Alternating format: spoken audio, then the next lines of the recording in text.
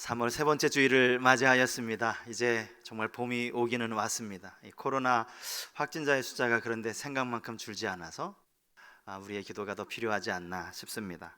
오늘도 각 가정에서 온라인으로 또 이곳 성전에 나오셔서 왕이신 하나님 앞에 예배한 우리 모든 성도님들 가운데 예배를 통해 주시는 하나님의 크신 은혜와 평강이 함께 하시기를 간절히 축복합니다. 눈으로도 한번 오랜만에 뵀는데 인사하실까요? 참 잘 오셨습니다. 옆에 계신 분과.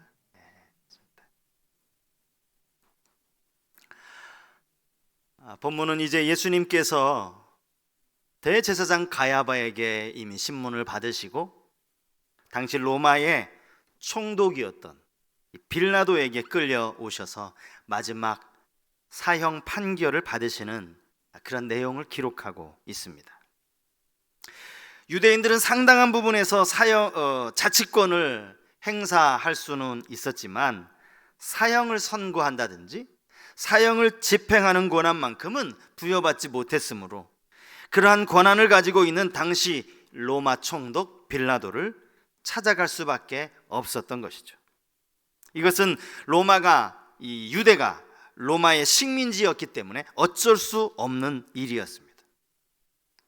하지만 성경은 이것 역시도 하나님의 말씀을 응하게 하기 위함이었다 이렇게 기록을 하고 있는데요. 본문 바로 앞절인 요한복음 18장 32절 말씀입니다.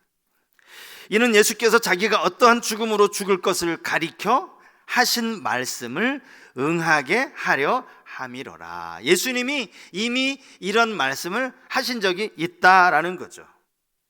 예수님이 당신의 죽음을 말씀하실 때 나무에 달리실 것을 말씀하신 적이 있다라는 겁니다. 그 내용이 요한복음 3장 14절에 나오는데요. 모세가 광야에서 뱀을 든 것 같이 인자도 들려야 하리니, 바로 이 말씀입니다. 이때는 예수님께서 공생애를 시작하시는 초기였어요. 이제 막 공생애를 시작하시는 그 즈음이었음에도 불구하고 예수님은 이미 당신이 십자가에 달리실 것을, 여러분 십자가는 로마의 사형법 아닙니까? 십자가에 달리실 것을 알고 계셨다는 겁니다. 광야를 지나던 이스라엘 백성들이 하나님을 원망함으로 말미암아 불뱀에 물려 죽는 일이 일어났습니다. 그때 하나님은 모세에게 놋뱀을 만들어서 장대에 높이 달라고 하셨어요. 그 놋뱀을 쳐다보는 자마다 살 수 있는, 살아나게 되는 그런 역사가 일어났어요. 예수님도 마찬가지로 당신이 이스라엘 백성들을 구원하시기 위해 십자가에 높이 달리시고 그를 믿는 자가 살아날 것을 이미 말씀을 하셨다는 겁니다. 어쨌거나 예수님이 이제 죄수의 몸으로, 이 죄인의 몸으로 빌라도 총독 앞으로 끌려가시는 이 과정을 가만히 보면 예수님이 죄의 그 내용이 달라지는 것을 알 수 있어요. 이게 무슨 말인가 하면요, 이미 유대인들은 자기들의 모임에서 예수님을 이 사람은 사형이다, 사형받아 마땅하다라고 판결을 내렸거든요. 그들이 예수님께 내린 이 죄의 내용이 뭐냐 하면 신성모독죄였습니다. 유대 율법에 의하면 신성모독죄는 사형에 해당이 되었거든요. 자, 마가복음 14장 62절 이하의 말씀을 제가 한번 읽어드리겠습니다. 예수께서 이르시되 내가 그니라, 인자가 권능자의 우편에 앉은 것과 하늘 구름을 타고 오는 것을 너희가 보리라 하시니, 대제사장이 자기 옷을 찢으며 이르되 우리가 어찌 더 증인을 요구하리요? 그 신성모독하는 말을 너희가 들었도다. 너희는 어떻게 생각하느냐 하니, 그들이 다 예수를 사형에 해당한 자로 정죄하고 어떤 사람은 그에게 침을 뱉으며 그의 얼굴을 가리고 주먹으로 치며 이르되 선지자 노릇을 하라 하고 하인들은 손바닥으로 치더라. 여기 나와 있는 이 그들이 누굽니까? 대제사장들, 서기관들, 장로들이었습니다. 그들은 하나같이 예수님을 사형에 마땅하다라고 그렇게 흥분하면서 이야기했다라는 겁니다. 그런데 정작 그렇게 예수님을 신성모독죄라는 죄 목을 붙여놓고 빌라도 앞에 끌고 와서는 예수님의 죄의 내용이 달라져요.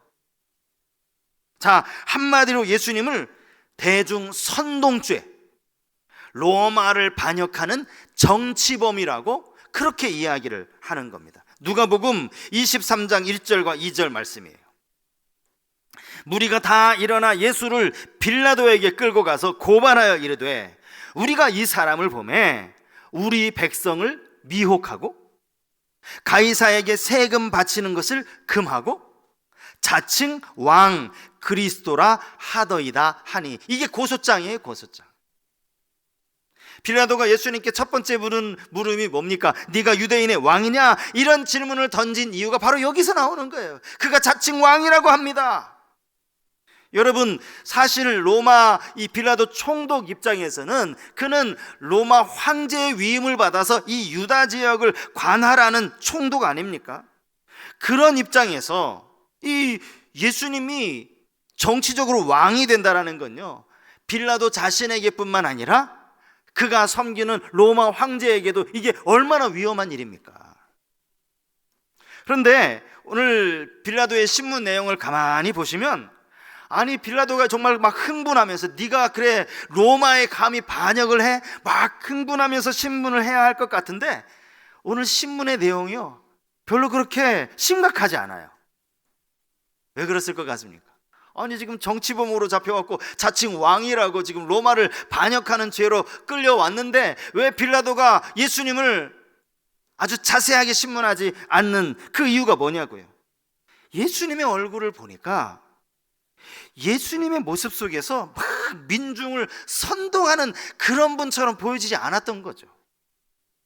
예수님의 어떤 표정을 가만히 뚫어보아도 그가 로마를 향한 어떤 막 적개심이 있다라든지 로마 황제를 향한 원망의 마음이 있다라든지 그런 것을 아무리 찾아봐도 엿볼 수가 없었기 때문이라는 겁니다. 어쩌면 빌라도는요 이 유대 종교 지도자들의 이 위선적인 모습을 이미 간파하고 있었는지도 몰라요. 사실 로마 정부에 대해서 반대 입장을 가졌던 사람들은 유대 종교 지도자들입니다. 왜냐하면 그들은 뼛속부터 아주 선민의식이라고 하는, 우리만 하나님의 선택을 받은 선민이라고 하는 이런 의식을 가지고 있었기 때문에 자기들이 로마의 지배를 받는 것에 대해서 상당히 불쾌하게 생각을 했던 사람들이 바로 이 유대인 종교 지도자들이었거든요. 그런데 지금 그들의 모습이 마치 로마 제국의 충성을 다짐하는 것처럼 저 이 예수라는 작자가 로마 황제를 감히 거역하고 자기가 왕이 되려고 합니다 라고 로마 제국의 충성을 맹세하는 것처럼 이렇게 행사하고 있는 게 빌라도 보기엔 이게 속이 다 들여다 보이는 거죠. 로마의 사실은 반대적인 입장을 가진 사람들이 누군데 아무 잘못도 없는 예수님이 자칭 왕이라고, 이 사람이 반역죄인이라고 그렇게 고발하는 모습을 보면서 그들의 그 위선적인 모습을 아마 빌라도가 직감을 했던 것 같아요. 예수를 데려다가 너희들 법대로 재판하라 이렇게 말한 이유도 아마 여기에 있었을 겁니다. 빌라도가 이제 예수님이 스스로 왕이 되었다라고 그렇게 주장을 하니까 신문을 하지 않을 수가 없었던 거죠. 이렇게 물었습니다. 네가 유대인의 왕이냐? 주님이 대답 대신 오히려 빌라도에게 다시 되물으시죠. 이는 내가 스스로 하는 말이냐 다른 사람들이 나에 대해서 내게 한 말이냐? 여러분, 이 말은 예수님이 지금 막 빌라도에게 시비 거는 그런 의미의 말씀이 아닙니다. 이 말씀은요 빌라도가 어떻게 생각하느냐에 따라서 예수님의 대답이 달라지기 때문에 하셨던 말씀이에요.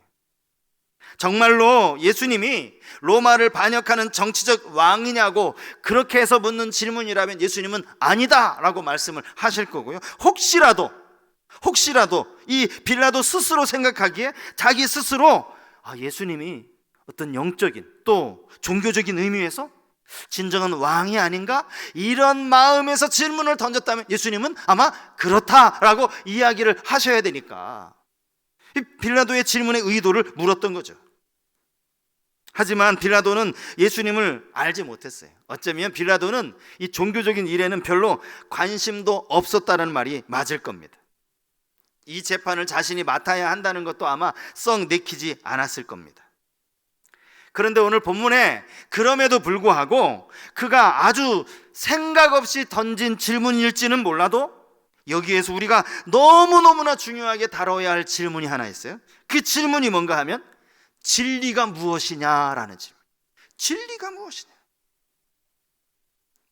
예수님은 본문 37절 말씀에서 진리에 대해 두 번씩이나 강조해서 말씀하셨거든요. 당신 자신이 진리에 대해서, 진리를 증언하기 위해서 이 세상에 왔다라고 말씀을 하셨고, 또 진리에 속한 자는 내 음성을 듣는다, 이 진리에 대한 말씀을 두 번씩이나 이야기하셨기 때문에 지금 빌라도가 묻는 거예요. 진리가 무엇이냐? 그렇다면 여러분, 과연 주님이 말씀하신 그 진리가 뭐겠습니까? 진리에 속한 자는 누구이겠습니까? 오늘 이것을 우리가 함께 생각해 보려고 합니다. 여러분, 진리가 무엇인지에 대해서 우리가 먼저 답을 찾아야 할 텐데요, 이 빌라도가 던진 이 질문은 너무너무나 중요한 질문이에요. 그런데 오늘 본문을 가만히 보면요, 빌라도는 질문을 던졌는데 그 질문에 대한 답을 들으려고 하질 않아요. 자기가 질문을 했으면 예수님이 뭐라고 대답을 하실지 들어야 되는 거 아닙니까? 그런데 진리가 무엇이냐 물어놓고 진리가 무엇인지에 사실은 아무런 관심이 없어요. 보면 38절 말씀을 한번 보시겠습니까? 빌라도가 이르되 진리가 무엇이냐 하더라. 이 말을 하고 다시 유대인들에게 나가서 이르되 나는 그에게서 아무 죄도 찾지 못하였노라. 이 말이 뭐예요? 질문을 해놓고 질문을 드리려고 하지도 않고 유대인들에게 나간 거예요. 궁금해하지 않았다는 것, 진리가 무엇인지 사람에게 별로 관심이 없었던 거죠. 예수님이 대답할 기회조차도 주지 않았던 겁니다. 그리고는 유대인들에게 가서 예수님에게서 내가 아무런 죄도 찾지 못했다라고 그렇게 이야기를 합니다. 당시 로마법에 의하면 예수님이 사형에 해당하는 그런 죄목을 발견하지 못했다는 거죠. 아무런 혐의가 없다라고 그렇게 이야기를 하는 겁니다. 사실은요, 빌라도가 처음에는 그렇게 말을 했지만 이 말은 예수님을 진정으로 변호하는 말도 아니었습니다. 한번 생각해 보십시오. 정말 로마 총독의 입장에서 예수님을 신문했는데 예수님에게 아무런 혐의점이 없어요. 이분이 사형을 받을 만한 아무런 죄가 없다라고 그렇게 스스로 판단하고 이야기를 했어요. 그러면 유대인들이 뭐라고 요청을 하건 간에 자기가 말하는 것에 대한 소신은 지켜야 되는 거 아니에요? 아니다, 죄 없다, 너희들이 뭐라고 얘기해도 이 사람은 로마법에 의해서 사형을 받을 만한 죄를 지은 사람이 아니다, 자기가 그렇게 얘기했다면 그 말을 끝까지 사수해야 하는데 어떻게 했습니까? 그는 자신의 말과는 다르게 결국 예수님을 십자가에 못 박으라고 사형 명령을 내린 사람이 빌라도예요. 우리가 사도신경에 빌라도가 뭐 억울하겠다, 아니에요. 억울한 거 아니에요. 그가 사형 명령 내린 거 맞아요. 로마 총독이라는 그 위치에서, 그 자리에서 얼마든지 끝까지 이 사람은 죽을 죄인이 아닌데 왜 죽이냐라고 말할 수 있었음에도 불구하고 그는 결국 예수님께 사형을 언도했다라는 그 사실이죠. 자, 그가 정말 예수님이 말씀하시는, 그가 질문한 진리가 무엇인지를 정말 알기 원했다면, 그래서 주님이 하시는 진리가 무엇인지 그 말씀을 그 자리에서 그가 귀 기울여 들었더라면 과연 빌라도는 어떻게 반응했을까? 그런 궁금증이 들었어요. 사랑하는 여러분, 우리는 진리를 믿는 사람들입니다. 그렇다면 본문이 말씀하고 있는 이 진리가 과연 무엇이겠습니까? 우리는 진리에 대해서 아주 분명하게 가르쳐 주신 주님의 말씀을 너무도 잘 알고 있습니다. 그 말씀은 요한복음 14장 6절 말씀이에요.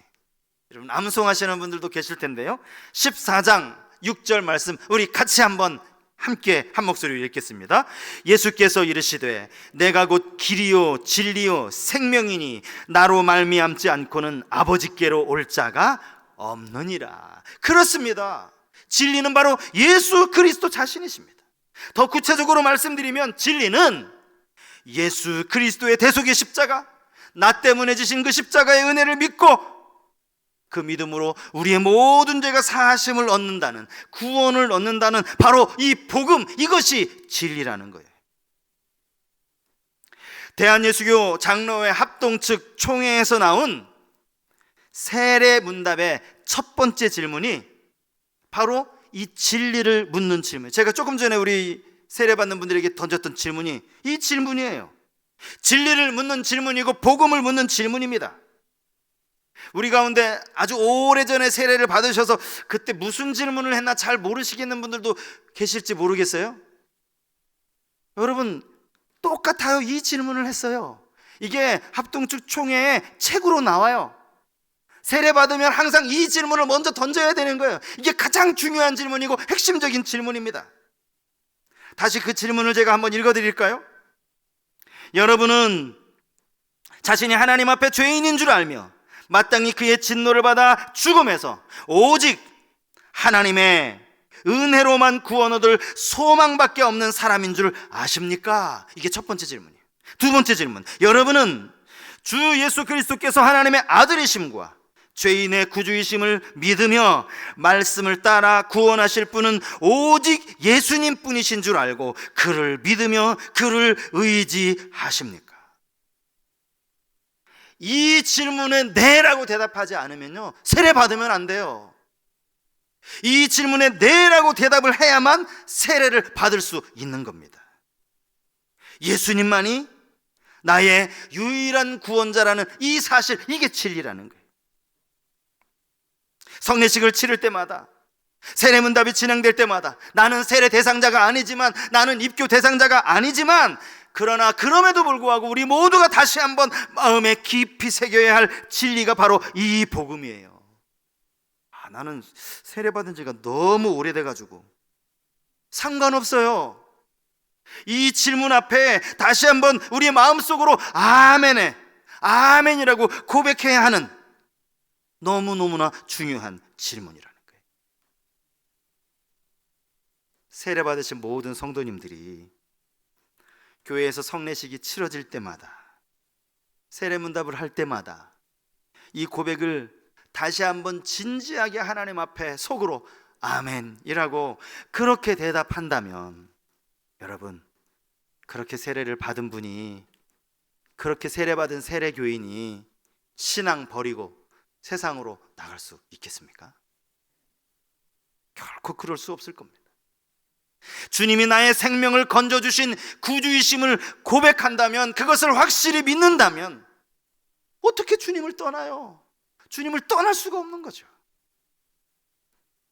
오늘 우리가 살펴보려고 하는 진리에 속한 자도 역시 마찬가지입니다. 여러분, 진리에 속한 자는요, 첫 번째는 주님의 음성을 들어야 합니다. 오늘 37절 맨 마지막 문장이 이렇게 되어 있죠. 무릇 진리에 속한 자는 내 음성을 듣느니라 하신대. 내가 정말 진리에 속해 있는지를 알 수 있는 가장 쉬운 방법, 주님이 가르쳐 주셨어요. 주님의 말씀을 듣는 것이에요. 주님의 말씀을 듣는 것. 요한복음 8장 47절에서도 주님은 이런 말씀을 하셨습니다.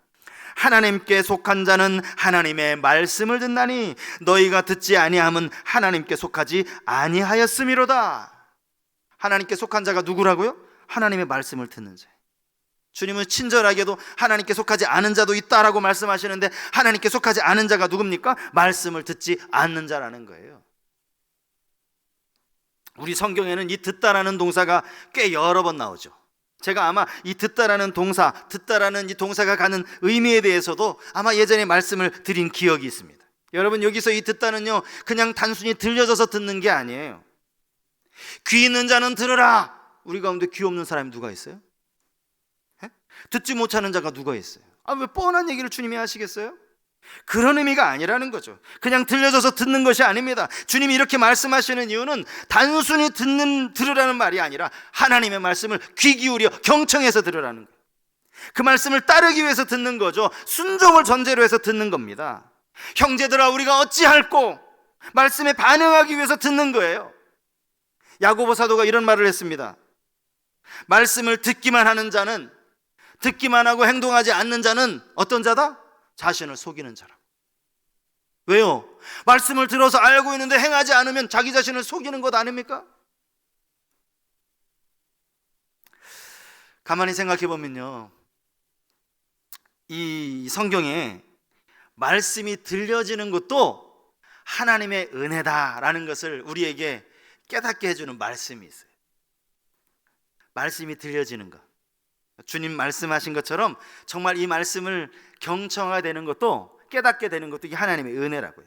누가복음 24장에 보면 여러분, 엠마오로 가는 두 제자가 나옵니다. 예수님 십자가 지시고 부활하셨음에도 불구하고 예수님 부활하신 사실을 그들이 알지 못했습니다.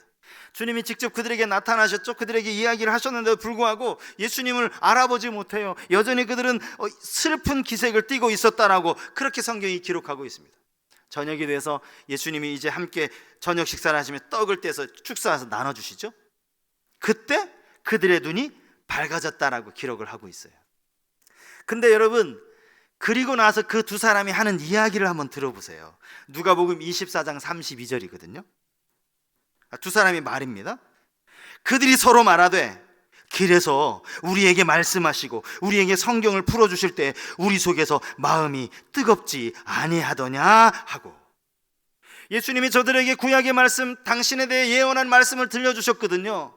그때 그들 마음속이 막 뜨거워졌다라는 거예요. 여기 이 뜨거워졌다라는 이 말은요, 마음이 막 뜨겁게 타올랐다라는 그런 의미입니다. 두 명 중에 한 사람만 그런 것도 아니에요. 서로 말했다는 거예요. 서로 너도 그랬어? 아, 나도 그랬는데. 주님 말씀하시는데 왠지 막 마음이 뜨거워지더라. 이게 하나님의 은혜라는 거예요. 말씀이 들려지니까 마음이 뜨거워진 거예요. 여러분 모두에게 정말 이런 하나님의 은혜가 있기를 바랍니다. 제가 과거의 저의 모습을 가만히 말씀 준비하며 생각해 보는데, 말씀이 들려지는 게요, 제게도 진짜 하나님의 은혜였다라고 그런 생각이 들었습니다. 이게 제가 고등부 다닐 때 시절이에요. 오래전 일이죠. 그때 이제 제가 다니던 교회는 학생부 예배는 이 부서별로 토요일 오후에 주로 드렸습니다. 토요일 오후 5시에 모여서 이제 예배를 드리고, 주일에는 어른들과 함께 이제 대예배를 드렸어요. 당시 고등부를 담당하셨던 이 목사님이 계셨는데, 이 목사님은요, 설교에 높낮이가 없어요.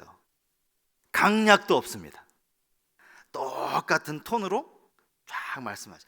조금 중요한 말씀이다 싶으면 조금 강조를 하시는 것 같기는 한데, 조는 사람 입장에서는 그게 강조로 잘 안 들리는 거예요. 이미 졸고 있는데 뭐 크게 소리를 지르셔야 되는데, 이게 강조하는 건 맞나 싶을 만큼 톤이 똑같은 거예요. 반면에 주일날 이제 대예배 때 설교하시는 담임 목사님은요, 막 중요한 말씀을 하실 때는 얼마나 크게 큰 소리로 강조를 하시는지 모릅니다. 그때 이제 저희 또래 아이 친구들이 목사님 이제 흉내 많이 내잖아요. 그때 담임 목사님이 막 설교 시간에 자주 하시는 말씀을 막 흉내내서 재밌게 장난치기도 했는데, 그 목사님이 늘 자주 하셨던 말씀, 중요한 말씀을 하실 때 하셨던 말씀이 뭐냐면, 나 좀 봐요, 나 좀 봐요, 나 좀 봐요, 여러분 나 좀 봐요, 여기 좀 보시라고요. 막 이렇게 애타게 설교를 하시니까 막 주무시던 분들도 갑자기 보라니까 막 목사님 얼굴 쳐다보고, 그래서 말씀을 들었던 그런 기억이 나요. 근데 우리 고등부 목사님은 다 졸고 있어도 뭐 깨우시지도 않아. 나 좀 봐요도 없어. 똑같은 톤으로 40분가량을 설교를 쭉 하시는 거예요. 얼마나 졸리고 지루하고, 아마 제가 예배 시간에 좋은 시간도 진짜 많았을 거예요. 그런데요, 어느 순간에 목사님의 말씀이 들려지기 시작했어요. 목사님이 지금 무슨 말씀을 하시는지, 절에서 지금 중요하다고 하시는 말씀이구나, 이게 깨달아지기 시작했어요. 목사님의 설교 스타일이 달라졌냐? 아니요, 하나도 안 달라졌어요. 똑같은 톤으로 똑같이 설교하시는데 어느 순간에 목사님의 말씀이 들려오는 거예요. 귀에 들어오기 시작하는 거예요. 깨달아지기 시작하는 거예요. 그리고 심지어 어느 때는 우리 담임 목사님 설교보다 우리 고등부 담당하시는 우리 목사님의 말씀에 막 오히려 깨달음이 있고 은혜가 임하는 거예요. 그게 뭐겠어요? 하나님이 은혜를 부어주시는 거예요. 그 예배 시간에 졸고 앉아있으니까 너 이 하나님의 말씀을 들어라 하고 하나님이 길을 열어주시는 거예요. 그때부터는요, 제가 막 예전에 졸았던 게 너무 아쉬운 거 있죠. 그렇다고 목사님께 다시 설교해달라고 할 수도 없고,